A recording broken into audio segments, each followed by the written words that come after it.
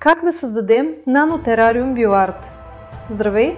В това видео ще ти покажа как да създадеш свой собствен нанотерариум BioArt, миниатюрен зелен свят с естествена естетика, подходящ за дома или офиса.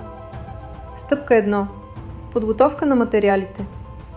Основата на нашия мини свят е нанотерариумът BioArt Cylinder 285, изработен от висококачествено стъкло и разполага с регулируемо LED осветление, което осигурява оптимален микроклимат за растенията. Ще използваме вулканичен субстрат за основа, подпомага растежа на корените и задържа влага. Добавяме естествени камъни и клони, след което разпределяме жълтите камъчета от BioArt.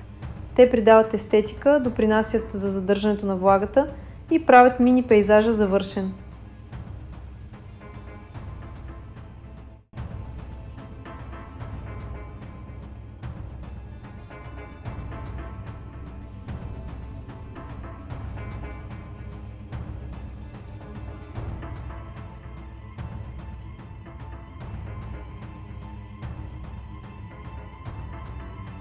Засаждане на растенията.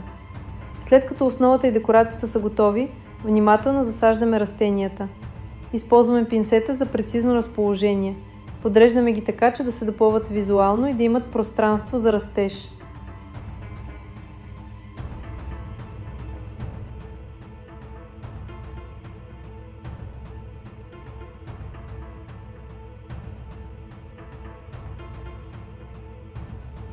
Включваме LED осветлението в капака и го настройваме според нуждите на растенията. Светлината създава условия за фотосинтеза и подчертава визията на терариума. Поливай умерено. Само когато почвата е суха на пипане, с правилна грижа терариумът ще остане свеж и зелен дълго време. И ето го! Твоят собствен нанотерариум BioArt. Миниатюрен свят, който носи спокойствие, стил и връзка с природата. Всички използвани продукти можеш да откриеш на gikon-bg.com.